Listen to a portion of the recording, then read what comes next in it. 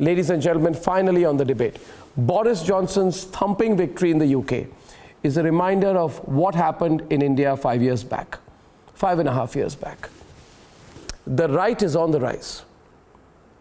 Nationalists are setting the agenda across the globe, and we may ask why. But tonight, the pseudo-liberal lobby cannot escape the truth. The wave of nationalism is only going to get bigger. Now let's debate.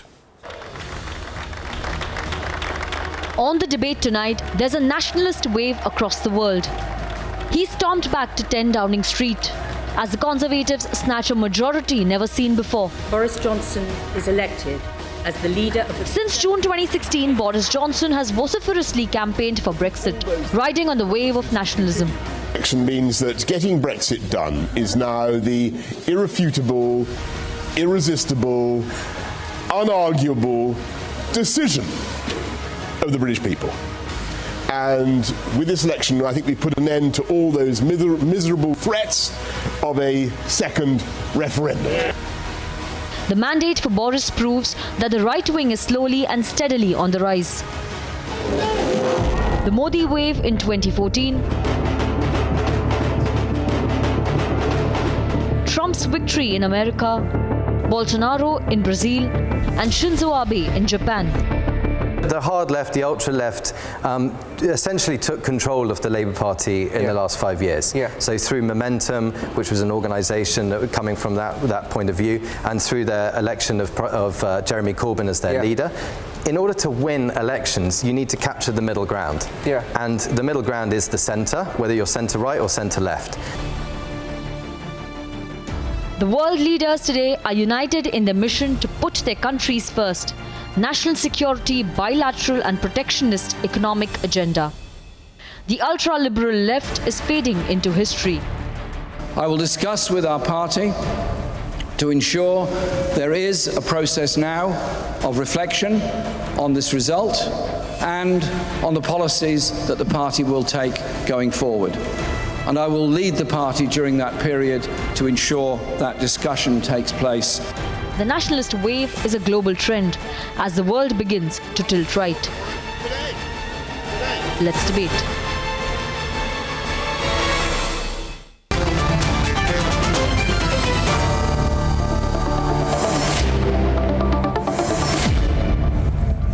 I'd like to start by asking, by the way, welcome Chitra Subramaniam. We have with us also G. Parthasarthi, Tariq Fateh, Rabinder Nath Sachdev, Foreign Affairs expert. We have Dr. Wael Awad. Good to see you, Dr. Awad, after a long time. And a lot of old friends, Ashish Khaitan, back from a stint in the UK, academic stint, senior journalist, political analyst. And Nick Brooker, India Watcher, co-founder of Indogenius. I'll come to all of you. I want to start by asking, Mr. Parthasarthi, today actually what I find interesting is that Boris Johnson is not just re-elected, but it's an outright majority. And this party that fought on the issue of nationalism in the UK has got the biggest ever electoral win since Margaret Thatcher in 1987. So something very special is happening. It took 32 years for this kind of a victory. My sense is, watching the UK from a distance, is there is a strong rise of nationalism within the UK. Brexit was about nationalism, nothing else. Is this part of a global phenomenon now? Mr. Parthasarthi, let's start with you. Well, I think certainly with the collapse of the Soviet Union, the failure of communism as an ideology to unite, the emergence of really state capitalism in China is a very clear indication that the old left-right divide goes. Left is who? Was Deng Xiaoping left? Or is Xi Jinping left? Each one of these rulers have billions of dollars stashed away. So I think what is important is how they are able to unite their country. Nationalism is certainly an important aspect of it. It depends if it's narrow nationalism or wider nationalism. I would say that what one has to look for is enlightened nationalism. And I see that emerging in many countries. It's going to emerge in its own way in India, though it is started. In UK, it's very clear. I mean, just look at the UK vote and their feelings in the subcontinent. All this time they were dishing out doles to India. Today, Indian investment to the United Kingdom is higher than the United Kingdom investment in India. Yeah. Therefore, they see economic benefit, and not just some airy-fairy ideology. What I find similar, how progressive. What I find similar between the UK and India is that if you were to read a section of the media in the UK, you would feel that Boris Johnson is some kind of a clown, inept, incapable of putting on an act of governance, xenophobic in his views, does a bit of tomfoolery and is not to be taken seriously. Now, that's not the way the people of Britain clearly look at him.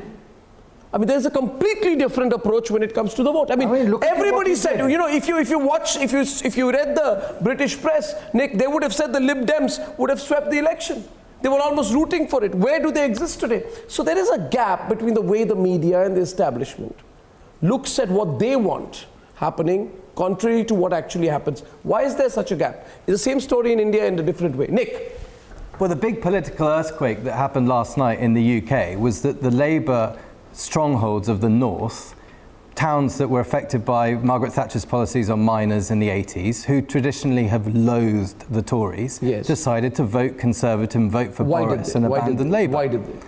Well, they did it. I don't think, I'm not sure nationalism is the right word. I think in an element of it is anti-supranationalism. No, but why are you, Nick, being so cagey about nationalism? Let me put it this way.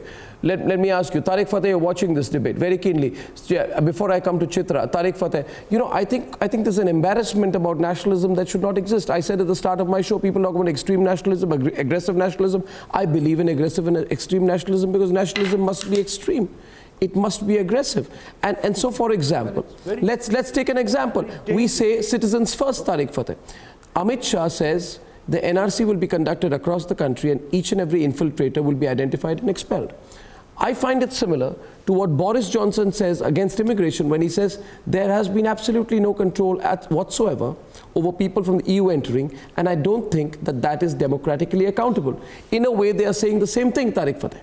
In a way, they are both expressing the citizen first philosophy. Let me clarify. Yes, if you permit me, in the European context, the whole hyping of supranationalism scares the wits out of me. You have to understand, Hitler had a plurality. He won an election. All the fascists of Europe were popular, elected nationalists. If we are going to this, I don't believe this was about nationalism. This was about Brexit. Brexit was about nationalism. Group of European bureaucrats.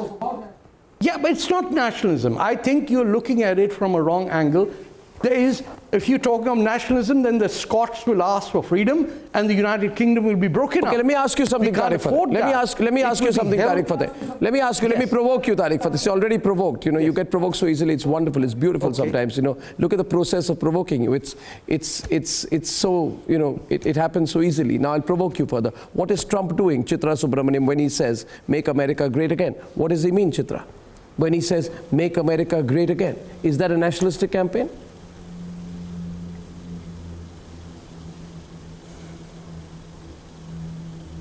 Yeah, thank you. Yeah, I mean, Trump is, you know, let's keep Trump, yes, that's what he's doing. I mean, he's just the easy kind of jobs, bring American jobs back. It's like, you know, he's cutting off America from the rest of the world at a time when, you know, when people are afraid. Yes, I mean, that kind of nationalism is on the rise. But I think the question in Europe is very different. Point one, I think Jeremy Corbyn deserved what he got. He didn't do anything. He let his people down. He just, I mean, the fight was for very little. It was for that people who were saying no Brexit. It isn't as if Boris Johnson ran a superb campaign. He did a few things, but if you followed his campaign, he didn't do great stuff, and people were afraid because the other guy, Jeremy Corbyn, sort of aligned himself with all kinds of things, but not with his voters. It was, people are afraid, he lost people's faith And But my question is on the overall global trend, Chitra. Let me ask you, Chitra. Let me ask you, Chitra. Let me ask you a follow-up, Chitra. Let me ask you a quick follow-up. Let me finish. Okay, yes, you're there finished. is Okay. absolutely.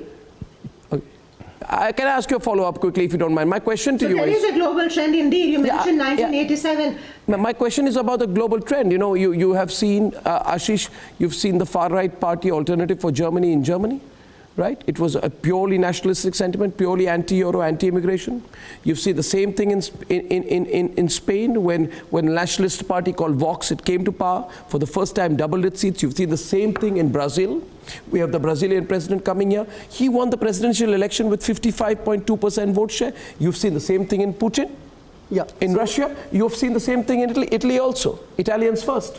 Those who say Italians first, their vote share goes from 4% to 18%. So is this part of a global trend? So, Arnab, by and large, like very, very broadly, Yes. I would agree with you that that the liberal order, as was conceived, well, I can say after the Second World War, is on defensive. The liberal global order, which was that free movement of goods, free movement of ideas, free movement of people, open markets, and we all share common values. And by sharing those common values, global values, we can make a global community. True. That idea is in which on you the back put your foot for some national time. interests on the backseat if required. Yeah, that idea is on the backseat because, see, behind this whole European Union project was the idea that if goods cross the border, then soldiers do not, right? Yeah. That was the whole idea. And UK has been one of the main players which has been driving this whole idea of a common market and unified market and so on. But this election cannot be seen just through the prism of the rise of nationalism. Why not? Why are you all opposing me on that? I'll tell you why. Why don't you understand? A nationalist government stands for unity, integrity, security of the nation. No, all that is fine. It puts country first over the pride. No, it's not fine. Because Putin will warn NATO if they approach Russian borders. Netanyahu will say, I will annex the Jordan Valley to extend Israeli borders. Now, Modi says nation first. Trump says America first. So these slogans are about nationalism. All of you are embarrassed about nationalism. No, there's no embarrassment. You're all embarrassed about nationalism. You don't want to acknowledge the reality. Let me just make a very simple point. The Conservative Party, the Tories, and even Boris Johnson is not against immigration. He wants qualitative immigration. He says that I don't want a border policy where just simply by having an EU passport, you can walk into my country. He says that I want good quality immigrants. That's why. And number two, Brexit is not about all nationalism. Brexit is about a whole spectrum of issues. It means different things to different constituencies, and it's also an economic broad idea. level, it is about nationalism. It is not just it is about the pride of breaking away. But it's about the pride of breaking away. It's about Britain's place in the world. It's also about saving your own jobs. It's also about that's the fear mongering. Okay. Let me put this way. Let me put this way. Okay, nobody agrees with what I say today. I'm in a minority of one. Let me ask you this. Dr. Wael Awad and Rabindranath Sachdev, you go to London over the last few months, what you'll find is all kinds of fear mongering. If Boris Johnson comes back, there will be no cabbage. If Boris Johnson comes back, there will be no strawberries. We will have nothing to eat. We will have no cheese. We will be finished. And despite all these apocalypse situations, an overwhelming number of British people have gone and voted exactly for what? No. Why is it happening? Fear mongering, rumor mongering. Yeah, but why did one side lose? Yeah, why does one side always lose? The one side lost because it didn't have. That's the question. Why? Let's get Rabindranath Sachdev and Dr. Wael. Not agenda. Not agenda. Nationalism is a tsunami. It's a wave right now.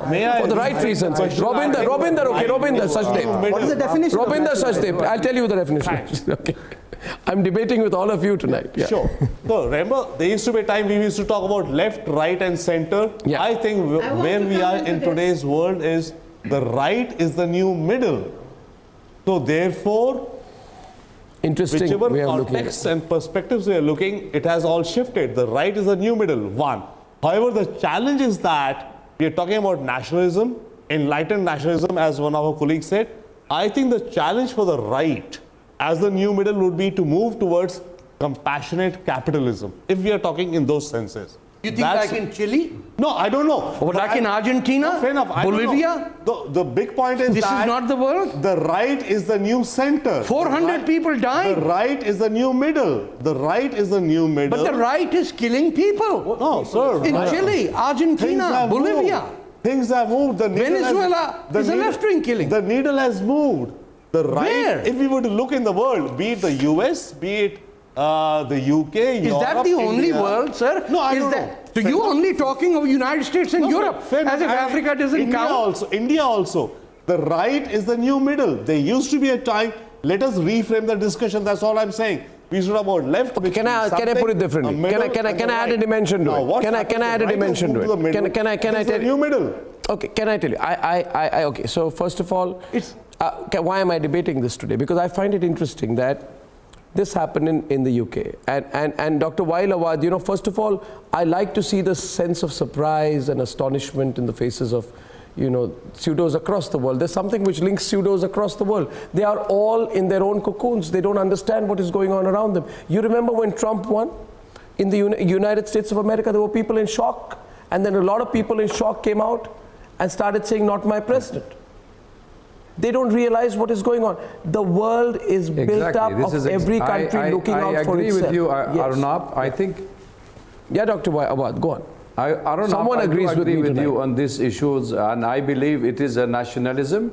It is the rise of nationalism, and in fact, it is a fallout also of the gap has been widened between the rich and the poor, especially in Europe. The overall picture in Europe is this is actually the fallout of capitalism as well. So therefore, this rise of nationalism is rejection of the heterogeneous society where all these people have taken the job. In fact, I was last month only in London, and we were listening to all the debate, and people were not even expecting that Johnson will be winning. Now this surprise have taken the people, the winning taking everybody by surprise. This is exactly what we have been saying, what we have been hearing when Trump was winning. When we said Trump was winning the election, nobody believed us. But at the end of the day, now look at the job he generated. Look at the America First policy he started. So there is a quite comparison between Johnson and Trump at those level. So I think Trump maybe echoes now more in Johnson's in the coming days, because when you go to a hotel, when you go to a restaurant, when you go to any job, you hardly see a Britisher there. So there is a social transformation and social unrest inside Europe, also rejecting the immigration, rejecting Islamophobia, and also having fear of the terrorism, which also added to this rise of nationalism within Europe. And I don't think this is a new phenomena. It has been there for a decade, and that is why every party in Europe, we have to accept it as a reality. Let me take the case of India, for example. Dr. Parsati, you know, in India, I think one of the reasons why nationalism is also rising is because for a long time, nationalism has been vilified. It's been vilified in India. People have said nationalism is hatred against Muslims, hatred against Dalits.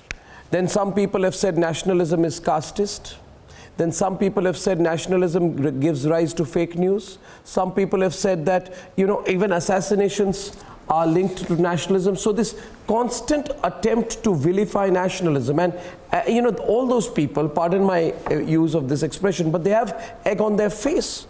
These people who spoke about hyper-nationalism, those people who said nationalism is dangerous. And in fact, I don't know if you remember this, in 2016, the Congress Twitter handle, from its own handle, said in Modi Raj, nationalism means gundagardi. So this, somewhere, there has also been a fear among people who have used different tools to divide India, that if nationalism becomes an instrument which actually binds India, then they will have to change the structure of their politics. They were not ready to do that. Nationalism is an overwhelming force, Mr. Parsati, you know it. It's too overwhelming a force. And if there is competitive nationalism among political parties, I think it's a good thing. I don't know what you think. I'm very much for competitive nationalism. It's better you have competitive nationalism in India than you have competitive casteism in India. What do you think? I have offended Tariq Fateh again, but I'll give G. Parsati his first turn. Well, yeah. I look at it this way. You know, globalization became a catchword of the liberals of the world. Yeah. And globalization meant that everybody liberalizes their economies. they thought, this is merely the West, that if they open out like that, they will get hold of all the markets across the developing world. That did not happen. It failed because the beneficiary was the Chinese. American jobs went to China. So now when you talk about nationalism, it is not in parochial terms. It is that we are fed up of this globalization. We haven't benefited from it. The Chinese and a few others have. Yeah. And so we want to go back to keep shutting some doors, not being as open as we were, and coming up with tariff barriers. So we face new tariff barriers from the United States. Others want our WTO preferences taken away. So I think we should be realistic. In economic terms, it means this era of open liberalization, open out your economy, and in the end, many like us get suckered by opening out our markets and losing a lot domestically. It has happened to the United States. And now the reverse is coming because the US is setting the trend. It is fed up of opening out its economy. Exactly. It's fed up of globalizing. We did the same in RCEP. And Trump comes with the slogan, America first. So if an Indian politician says, India first, I have no objection to it, but as long as it gives me economic clout. Did we not jobs, see that happen when we chose not to get into RCEP, Chitra? We said that we will not be part of a trade deal that we think does not work for us. Let me be clear about RCEP.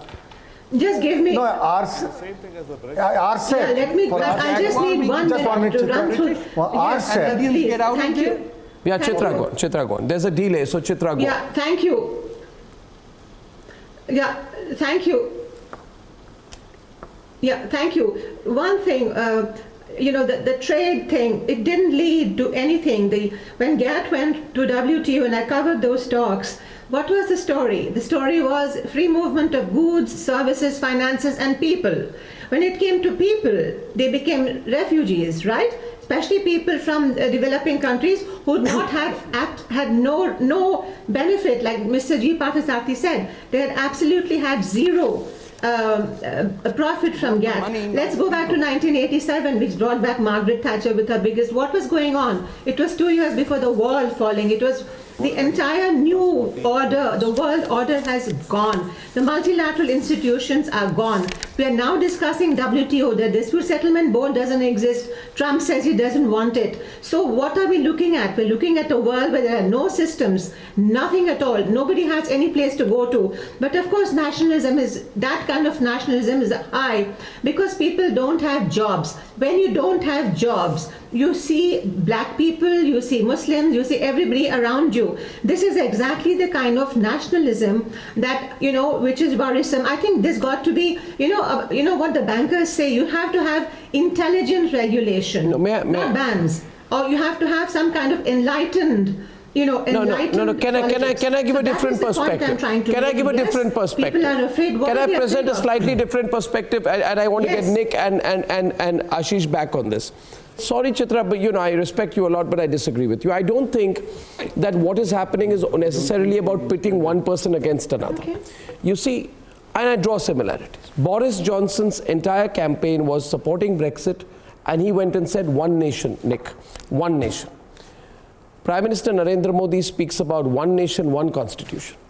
And now people are increasingly saying in India, we hope there will be a uniform civil code, one law. So this wave of the one nation sentiment is not necessarily pitting one person against another. I think it's more about unifying people properly. Yes, so the Conservatives' vision in the UK has been one nation means acting in the interests of all the people. Yeah. Now, the disconnect has been between the power has increasingly been centralised in Brussels. So what Brexit is mostly about is the fact that power needs to come back to the people. Yeah. Now, the Scottish nationalists... That's not right-leaning, that's nationalist. The Scottish nationalists are doing the same thing. They say they want power closer to the people and from Westminster to Edinburgh. Good for them. You think they'll break away next? I think that I mean, they certainly this is want an to. unstoppable sentiment. 48 out of 59 seats went to Scottish nationalists. Yeah. That's true nationalism. Yeah. But what Boris and the Conservatives are trying to do is actually increase, going against what someone was just saying about the fact that they want trade with the whole world. They want free trade deals with India, with America. They want to not be restricted to the European Union. So there is something specific about the nature of the European Union which is confusing this conversation.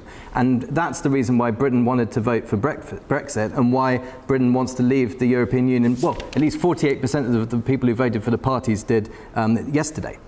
Yeah. So, you know, India not wanting to be part of RCEP, that's the same thing. It's multilateral agreements aren't necessarily in the interests of any one country. So bilateral agreements. This whole business is, you know, we are saying our nation first.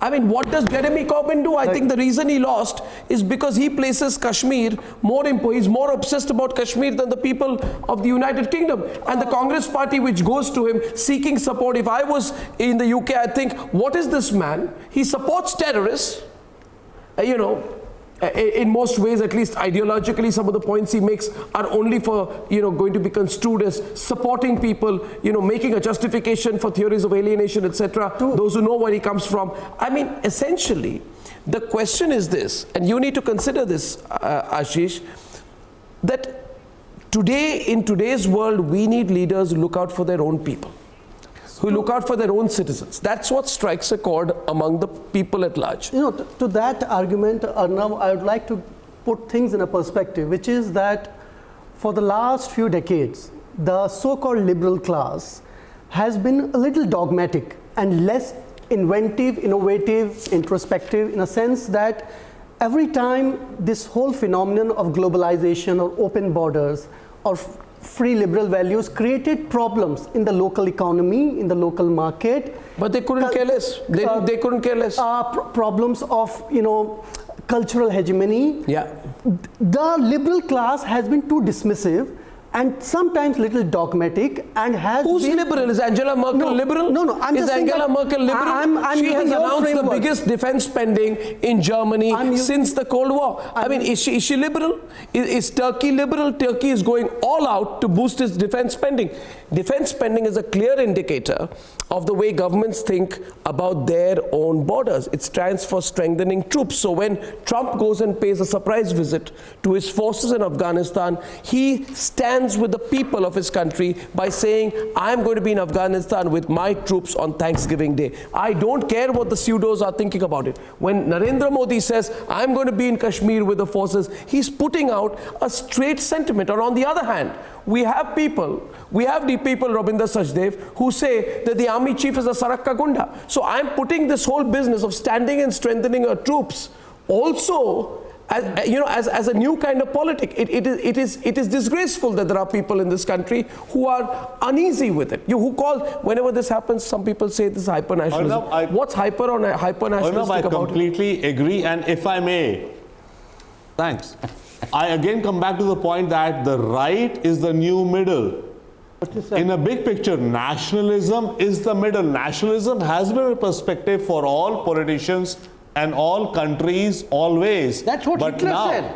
No, sir. That's Hitler said. Fair enough. No. One moment. Of course, Hitler said, I'm middle of the road. No, any leader That's works what for the Mussolini country. said. Any leader works for the country. Every fascist says that. No. Is Putin a fascist? Now is Putin a fascist? Okay, no, Tariq Fateh, I can't let you go on this one. Is Vladimir Putin a fascist? Defending racism. Is Putin a fascist? Ask him. I'll give you. Is Putin a fascist? No. Is he a fascist? Just a second. Is the new if you invited me, this is the pivot on which we have to move. 1 second. The question is, if I make the racism is so deep over here. The only question now remaining is that there has to be compassionate capitalism. Which compassionate capitalism, all big words. Pivot of nationalism as big words. That's all I'm saying. No, but Dekhe, just a second. I need to put in a word. Sure. I'm amazed that after 20 minutes of talking about the world, not one person over here even thought that there's a continent called Africa.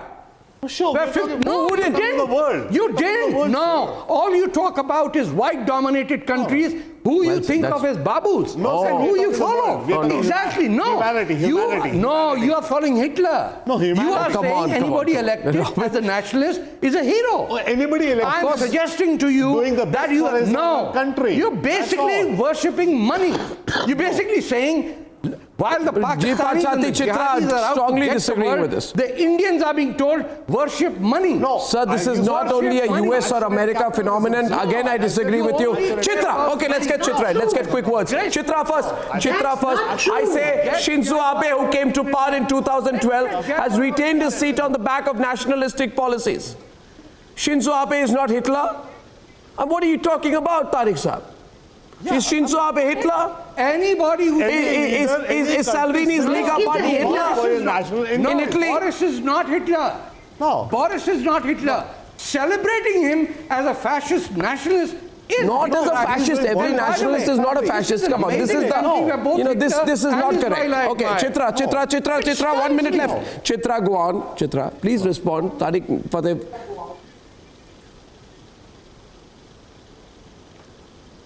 Argentina went from net food exporter to beggar after the war. Egypt went from net food exporter to beggar. Why? Because of international trade and trade rules. Let's stop calling everybody Hitler. Okay?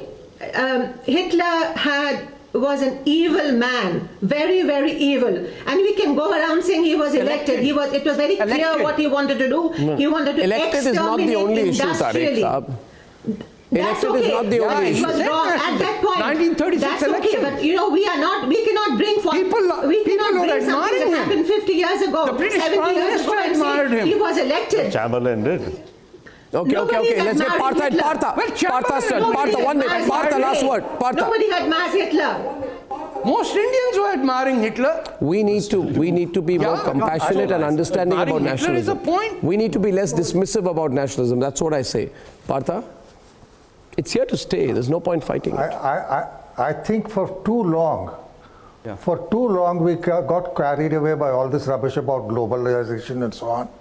The reality is that what you're seeing today is most countries, including I can tell you in Africa, if you look at the differences between the Kenyans and Tanzanians, it is not funny. But the fact of the matter is, I look at it as the emergence of some form of enlightened nationalism, saying, I'm going to look in my governance at my country's interests first. Absolutely. And that can be satisfied by enlightened in being reasonable in deals with the other. Right now, under the duress under which we negotiated WTO, the way we have been squeezed, I think the time has come, and we have leaders now who say, okay, well, this has been I don't mind saying, for me, it is India first. Absolutely. I say India I first. don't I mean say by nation India first. It is the cost at the cost of our neighbors. No compromise. But not at the cost of someone else. Okay, so we'll have this discussion once again later. Ashish, it's good to see you again. Nick, Partha Saab, Chitra, Tariq Saab, Robinder, my friend Dr. Wailawat, thank you very much. And I'll see you on the Sunday debate. Good night and goodbye.